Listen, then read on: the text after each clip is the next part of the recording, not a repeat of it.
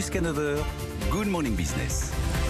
Il est 7h24 et notre invité vient de nous dire tous les jeudis c'est l'angoisse. C'est Bernard Cohen-Haddad, le président de la CPME Paris-Île-de-France. Bonjour. C'est l'angoisse, bonjour, mais ça va bien se passer parce que les informations qu'on a depuis hier soir, c'est qu'il n'y aura pas de reconfinement le week-end dans la plupart des départements concernés par cette vigilance. Peut-être le Pas-de-Calais malheureusement pour eux, mais en tout cas pour le reste, notamment pour l'Île-de-France.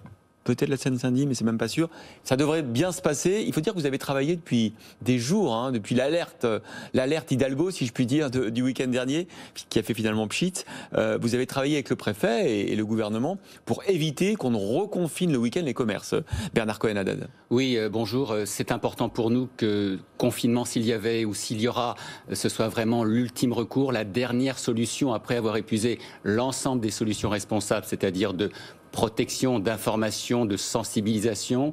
On a travaillé avec le préfet Marc Guillaume en Île-de-France, avec la présidente de région, quasiment tous les jours, pour qu'on ait un vrai échange sur les modèles et sur les attentes. Je crois que l'information est bien remontée. On attend quand même avec inquiétude, mais aussi espoir, la bonne décision ce soir, celle qui va nous permettre de rester en activité, de réouvrir, peut-être avec des protocoles renforcés, mais de réouvrir durablement nos commerces et nos collaborateurs, nos personnels dans nos équipes sont épuisés. On a besoin un peu d'air. Alors la réouverture, c'est malheureusement pas pour tout de suite, mais ça pourrait être pour la mi-avril. C'est ce qu'a semble avoir dit le président hier. Peut-être qu'à partir de la mi-avril, on pourra envisager la réouverture des commerces concernés par la fermeture administrative, c'est-à-dire notamment tout ce qui est restaurant, café, bar. Vous avez cette information aussi ?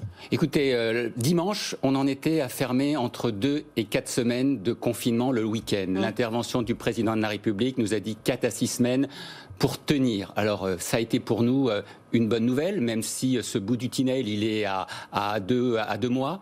Mais on a vraiment besoin de stabilité, un peu d'espoir et puis aussi de visibilité. Cette politique de stop and go est extrêmement nuisible pour tout le monde, pour le moral des affaires. Justement, vos adhérents, enfin, les PME en ce moment, elles sont dans quel état ? Elles font quel constat de ces semaines où, malgré tout, on est quand même à un couvre-feu qui commence à 18h, elles vivotent grâce aux aides, où l'activité arrive à se maintenir ? Vous savez, le couvre-feu à 18h dans une région capitale comme l'Île-de-France, qui fait 30% du PIB, 1 200 000 entreprises, 6,5 millions d'emplois salariés et non salariés, c'est 15 à 20, voire 30% pour certaines, activités de chiffre d'affaires en moins. Pourquoi ?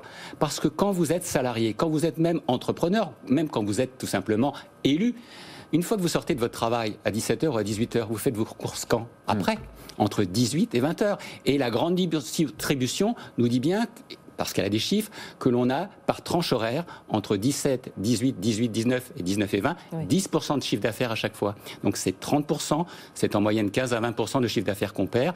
Mais on a gagné, si vous me le permettez, la capacité d'ouvrir. C'est important pour le moral, parce que le moral est important pour pouvoir rebondir demain. Est-ce que vous vous réjouissez ou est-ce que ça vous fait peur, cette perspective de réouverture pour les restaurants, pour les cinémas, pour les théâtres, peut-être à la mi-avril ? Parce que moi j'ai vu beaucoup d'entrepreneurs qui se préparent à cette réouverture, qui ont été contents d'entendre ça. Il ne faut pas qu'ils soient déçus.